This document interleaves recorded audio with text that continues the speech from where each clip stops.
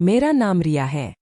एक दिन मम्मी से मिलने उनकी सहेली आई तो घर के रिवाज के अनुसार मेरी बड़ी बहन खुशी खुशी किचन में चाय बनाने के लिए चली गई और साथ ही पकौड़ी भी बनाने लगी।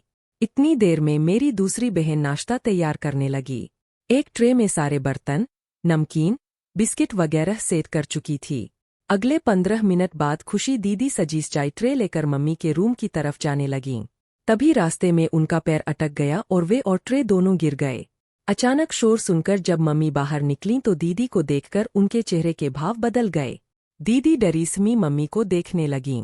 मम्मी के एक इशारे पर दूसरी बहन आगे आई और दीदी को उठाकर एक कमरे में बंद कर दिया। फिर जल्दी जल्दी सब कुछ समेटने लगी। यह सब देखकर मम्मी की सहेली पूनम जाने लगी और मम्मी से बोली, कोई बात नहीं, बच्चों को कुछ मत कहना, वैसे ही मैं जाने ही वाली थी। मम्मी के चेहरे पर कोई नरमी नहीं थी। उनके चेहरे से साफ पता चल रहा था कि वे बहुत गुस्से में है। मम्मी बोलीं, नहीं शालू, इन बच्चियों को समझना चाहिए कि उनकी नादानियों का क्या असर होता है। मैंने उनकी हर गलती बचपन से माफ की है, मगर अब बहुत हो गया। मम्मी के शब्दों में कोई नरमी नहीं थी। शालू, जो मम्मी की दोस्त थी, ठंडी सांस भरकर वहां से चली गई क्योंकि सब जानते थे कि जब मम्मी किसी बात को कह दें या किसी चीज के बारे में सोच लें तो कोई उन्हें वापस पीछे नहीं हटा सकता। उस रात जो हुआ वह हम सब बहनों को दहला देने के लिए काफी था। मम्मी ने दीदी को रात में बाहर निकाला और डांट फटकार कर वापस उसी कमरे में बंद कर दिया। उस वक्त दीदी की उम्र 21 साल थी और मम्मी का ऐसा जालिम व्यवहार हमने पहली बार देखा था और उनका यह व्यवहार हमें रोने पर मजबूर कर गया। रात को दीदी को कमरे में बंद करने के बाद हमें छत पर भेज दिया गया और कहा कि कोई भी लड़की नीचे नहीं आएगी। अगर किसी ने अपनी बहन को देखने या बचाने की कोशिश की तो उसके साथ भी यही होगा। हम सब बहनें पूरी रात जागती रहीं क्योंकि ऐसा पहली बार हुआ था। मम्मी ने हमें हर काम सिखाया था, लेकिन पहले कभी गलती करने पर समझा कर छोड़ देती थीं। लेकिन कमरे में पूरी रात के लिए बंद करना बहुत खतरनाक था। हम 5 बहनें थीं और मैं सबसे छोटी थी। 2 बहनें जुड़वा थीं और मेरी उम्र अभी 12 साल थी। रात को रोते रोते पता नहीं कब हमारी आंख लग गई। सुबह जब मैं उठी तो बाकी सारी बहनें अभी सो रही थीं। मैं जानती थी कि अगर मम्मी ने हमें इतनी देर तक सोते हुए देख लिया तो डांट पड़ेगी, इसलिए जल्दी से सबको उठाया और कहा कि मम्मी आ रही है, जिस पर सब बहनों ने फुर्ती दिखाते हुए अपने अपने काम करना शुरू कर दिया। कोई सफाई करने लगी तो कोई नाश्ता बनाने लगी और कोई बर्तन धोने में लग गई। क्योंकि मैं सबसे छोटी थी, इसलिए मेरा कोई खास काम नहीं था। मैं छोटे मोटे काम कर दिया करती थी या किसी चीज की जरूरत होती तो उसे उठाकर दे दिया करती थी। सुबह के 10 बजे मम्मी अपने कमरे से बाहर निकली और उस कमरे में चली गईं जहां दीदी को बंद किया गया था। कुछ देर बाद दीदी लंगड़ाती हुई बाहर निकली और उनके पीछे मम्मी भी बाहर आ गईं। मम्मी के हाथों में 500 के बहुत सारे नोट थे। दीदी के कमरे से बाहर निकलते ही मम्मी ने उस कमरे को बंद करके ताला लगा दिया और दीदी को एक गोली निकालकर पानी के साथ दी, जो मम्मी के इशारे पर उन्होंने खा ली। मम्मी ने सभी बहनों से कहा कि कोई भी शोर न करे, तुम्हारी बहन सोने जा रही है। साथ ही मम्मी दीदी को सहारा देकर अपने कमरे में ले गईं। दीदी के सोते ही मम्मी बाहर आ गईं और हम सबके काम गौर से देखने लगीं। हम सब अभी तक परेशान थे। कोई नहीं जानता था कि मम्मी ने ऐसा क्यों किया। चलो, कमरे में बंद करने वाली बात तो समझ में आती है, लेकिन जब दीदी बाहर निकलीं तो वे बुरी तरह से लंगड़ा रही थीं। क्या वहां पर कोई था जिसने दीदी को पीटा या कोई और वजह थी? मैं समझ नहीं पा रही थी। दोपहर को 1 घंटे हम सब बहनों को सोना होता था, लेकिन उस दिन मेरी आंखों से नींद कोसों दूर थी। मैं चाह कर भी सो नहीं पाई। मेरे सामने दीदी का बार बार बेबस और मुरझाया हुआ चेहरा सामने आ जाता था और मैं परेशानी से करवटें बदलने लगती थी। अगर दीदी की गलती थी तो मम्मी ने उन्हें इतने प्यार से अपने कमरे में क्यों सुलाया? अब एक नया सवाल मेरे दिमाग में सांप बनकर फन फैलाए बैठा था, जिसका जवाब मैं कहीं से भी नहीं पा सकती थी। मेरे पापा सारा दिन बाहर बैठे जुआ खेलते और मम्मी कुड़कुड़ाकर अपना खून जलातीं। उन्होंने पापा को 1000 बार मना किया था कि यह मोहल्ले वाला घर है, इसके बाहर ऐसी हरकतें मत किया करो, मगर पापा कुछ समझने को तैयार नहीं थे। सारा दिन जुए में गुजारते और रात में पूरी रात नशा करते। उनकी हालत इस कदर खराब हो जाती कि मम्मी उन्हें पकड़कर घर में लातीं, लेकिन वे गालियां बकते हुए बाहर निकल जाते। मम्मी फिर से हिम्मत करके उन्हें अंदर बुलातीं तो वे मम्मी को पीटते और मार मार कर अधमरा कर देते। फिर वे दहलीज पर बेहोश हो जाते। इस सब तमाशे से पहले मम्मी हम सब बहनों को कमरे में भेज देती और बाहर से ताला लगा देती, क्योंकि शायद वे हमें पापा के इस व्यवहार से बचाना चाहती थीं। अक्सर पापा शराब के नशे में इतना मदहोश होते कि मम्मी को बेचने की बातें करते, जो हम कमरे में होकर भी सुनते थे। लेकिन मम्मी सब कुछ सहती थीं। पापा के एक शब्द से नहीं घबराती थीं। उनकी मर्दांगी का ऐसा मुकाबला करतीं कि पापा दंग रह जाते और पूछते कि पूनम, तू औरत है या मर्द? इतनी ताकत तो मुझमें भी नहीं है। लेकिन मम्मी कभी भी इस बात पर शर्मिंदा नहीं होती थीं, बल्कि उल्टा गुस्से से कहतीं, हर्ष, मेरे पास एक भी पैसा नहीं है जो मैं तुझ जैसे नशेड़ी के हाथ पर रखूं।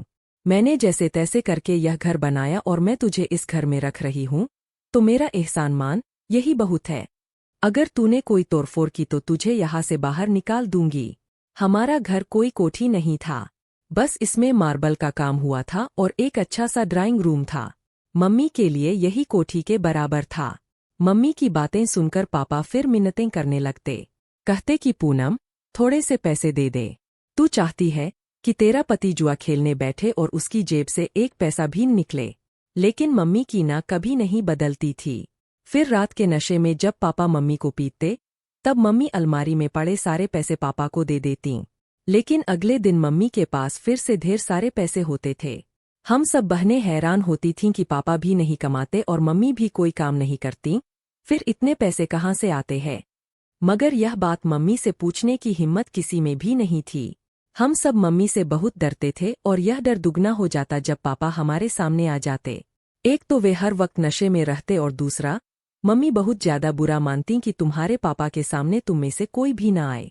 तुम अपने पापा के सामने कम से कम आने की कोशिश करो और जब वे नशे में हो तो बिल्कुल दरवाज़ा बंद करके बैठ जाओ। हम सबको मम्मी की बात हर हाल में माननी होती। मम्मी हम सबको छत पर सुलाकर जिस कमरे में दीदी को बंद किया था, उस कमरे में ताला लगा देती और खुद बाहर बैठी रहती।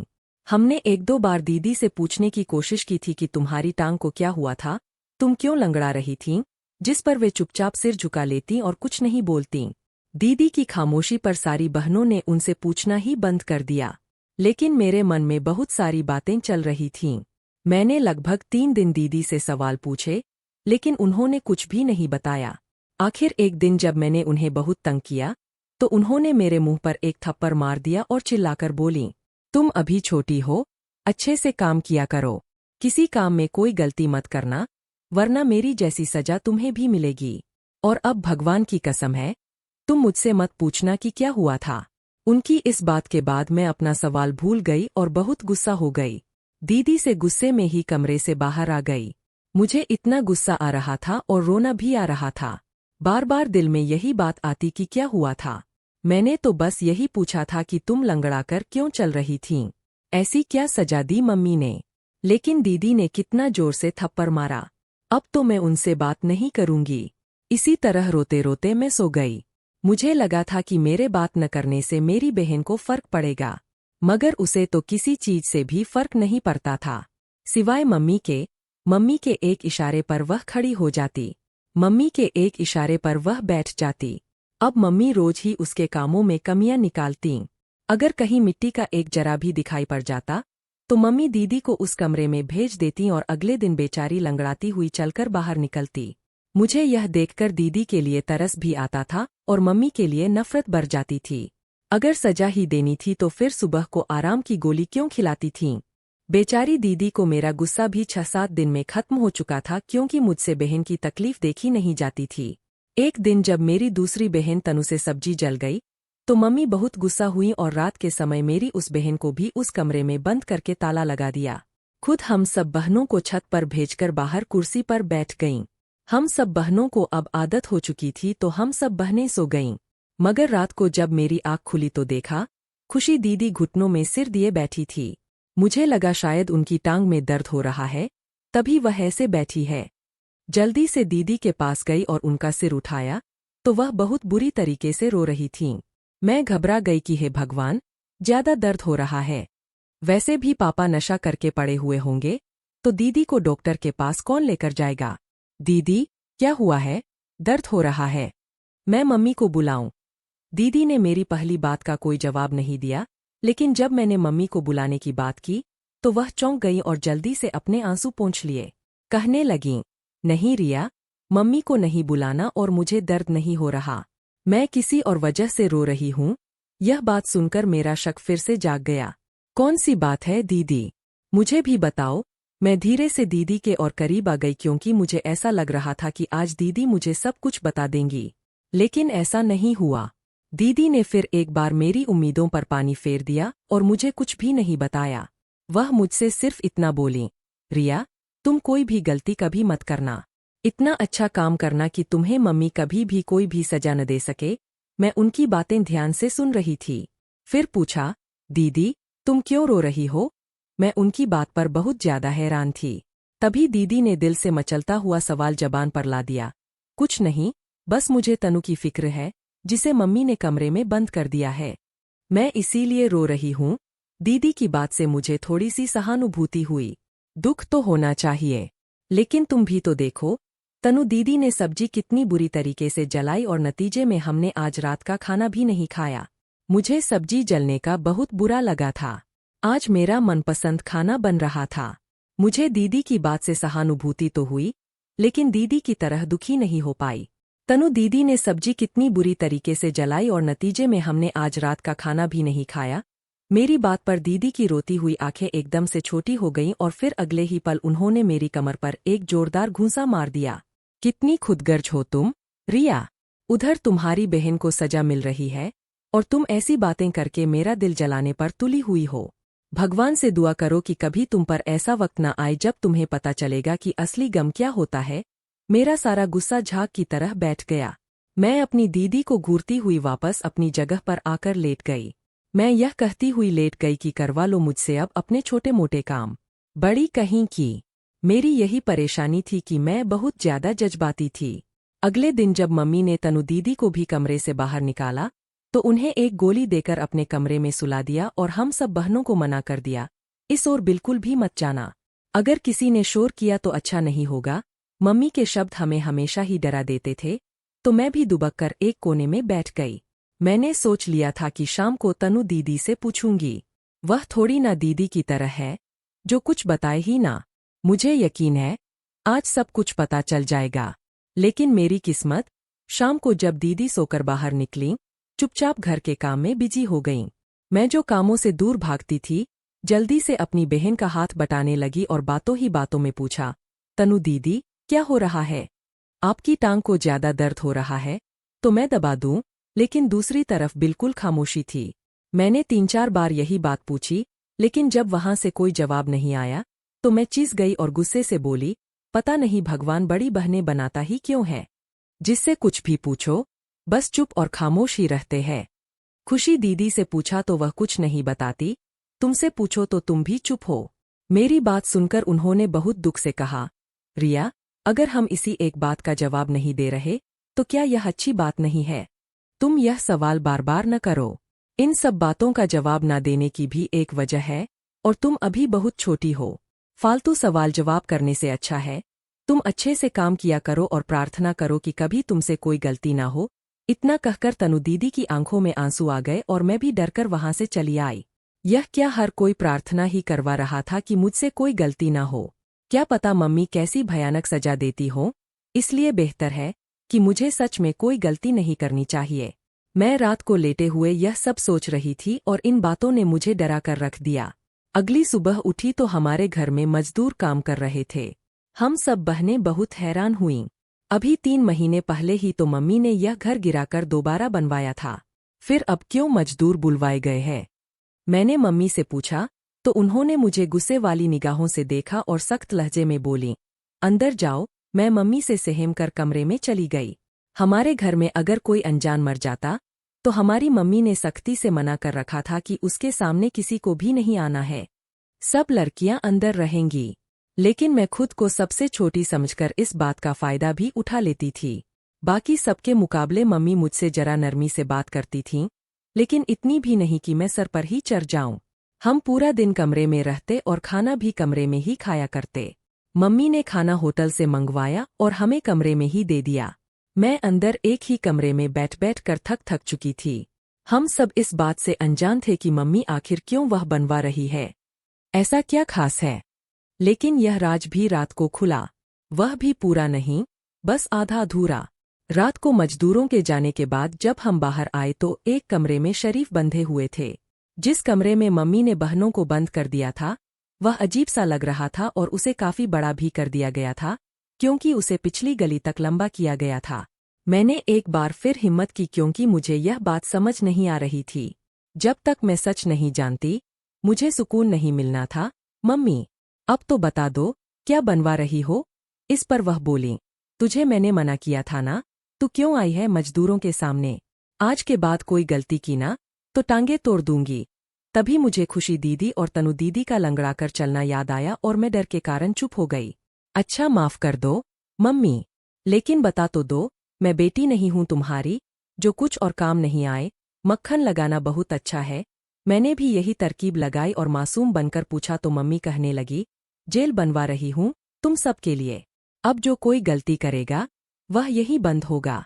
मुझे लगा मम्मी मजाक कर रही है और इस बात पर मैं हंसने लगी, लेकिन वह मजाक नहीं कर रही थी, वह सच कह रही थी। तभी मेरे हंसने पर नाराज होकर बोली, यह बदतमीजी है। अगर मम्मी कोई बात कहे तो दांत नहीं निकालते, बल्कि उसे गौर से सुनते हैं और उस पर चलने की कोशिश करते हैं। अगर आज के बाद तुमने कभी ऐसा व्यवहार अपनाया तो मुझसे बुरा कोई नहीं होगा और सबसे पहले तुम्हें ही इस जेल के अंदर बंद करूंगी। मम्मी की इस बात ने मेरी हंसी को रोक दिया और मैं डरते हुए बोली, मम्मी, क्या तुम सच कह रही हो? लेकिन इस बार वह नहीं बोली और मुझ पर गुस्से की नजर डालते हुए अपने कमरे में चली गईं। पीछे से दीदी ने मेरा हाथ पकड़ा और अपने कमरे में ले गई। रिया, पागल क्यों बनी बैठी हो? कितनी बार तुम्हें मना किया है कि फिजूल सवाल मत किया करो। अगर मम्मी को गुस्सा आ गया तो बहुत बुरा होगा तुम्हारे साथ। तुम समझते क्यों नहीं हो? तुम इन सवालों का पीछा क्यों नहीं छोड़ती हो? 1000 बार मैं तुम्हें मना कर चुकी हूँ, लेकिन तुम हो कि अपनी बात पर अड़ी हुई हो। रुक जाओ, मत करो पीछा इन बातों का। एक दिन खुद पता चल जाएगा, फिर तुम रोती फिरोगी। दीदी बहुत ज्यादा रो रही थी और मुझे खुद पर गुस्सा आया कि मैं क्यों इन बातों के पीछे भाग रही हूं, जबकि यह बातें अच्छी भी नहीं है। यह जानते हुए भी कि दोनों बहनों के क्या हाल हुए, मैं बस अपने शक के पीछे बार बार तनु दीदी और खुशी दीदी से पूछकर उन्हें तकलीफ दे रही हूं। उस रात मैंने दीदी से वादा किया कि आज के बाद इस बारे में किसी से नहीं पूछूंगी और हर काम बहुत अच्छा करूंगी। मम्मी को कभी शिकायत का कोई मौका नहीं दूंगी। बस इस बार मुझे माफ कर दो, मैंने तुम दोनों का दिल दुखाया है। दीदी इस बात से बहुत ज्यादा खुश हो गईं। अपने बेड के नीचे से 500 रुपये निकालकर मुझे दिए। मैं हैरान रह गई, उनके पास इतने सारे पैसे कहाँ से आए? मम्मी तो हम में से किसी को भी खर्चा नहीं देती थी। मैंने दीदी से पूछा तो वह मुस्कुरा दी और बोली, तुमने देखा है ना कि जब मैं कमरे से बाहर आती हूँ मम्मी 500 के कितने नोट उठाती है। मैंने इस बात पर जल्दी से सिर हिला दिया। दीदी कहने लगीं, मैंने भी उन्हीं पैसों में से कुछ उठा लिए थे। अब यह तुम्हारे हुए क्योंकि तुम मेरी बात मान रही हो, और अगर तुमने मुझसे किया वादा तोड़ा तो उसी दिन तुमसे हमेशा हमेशा के लिए खफा हो जाऊंगी और कभी बात नहीं करूंगी। मैंने उन्हें यकीन दिलाया कि कभी भी ऐसा नहीं होगा कि मैं तुम्हारे साथ किया हुआ वादा तोड़ दूं। मैंने उस रात सबको यकीन दिला दिया कि इस बारे में आज के बाद कोई बात नहीं करनी। अगर मैं ऐसे ही पूछती रही तो मम्मी मुझे ही जेल में न डाल दें। अगले दिन फिर मम्मी ने हम सबको कमरे में बंद कर दिया, क्योंकि पापा अपने किसी दोस्त के पास गए थे और सुबह के वक्त वापस आए थे। उस दिन भी पापा ने मम्मी से पैसे मांगे और मम्मी ने देने से मना कर दिया, जिस पर दोनों के बीच में एक बहुत बड़ा झगड़ा हुआ।